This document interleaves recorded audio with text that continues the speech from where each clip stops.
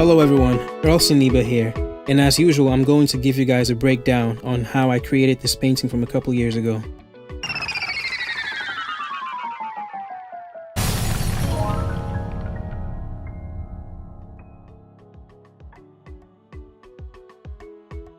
I began by sketching over an existing painting of mine which already had the colors I was looking for. In this stage, my main objective was to capture the overall essence of the piece. I used a basic 1-point perspective grid to help establish the parallel lines which eventually converged to the center of the piece. At this point, I had all the information I needed to complete the painting. And go ahead and guess what this guy does for a living. I later began to paint underneath the line work. I focused on indicating the form on every object throughout the image.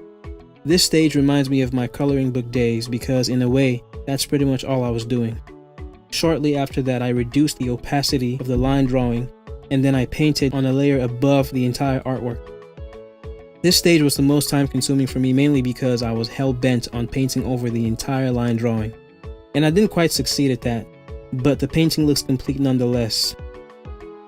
But wait a minute, we're not done. I finally completed the painting by adding a few details here and there, and that's it. Thank you for watching the video. You can see the original post of this artwork on my Tumblr page, linked down below. Fun fact, this is actually my most popular painting on my DeviantArt page, linked down below.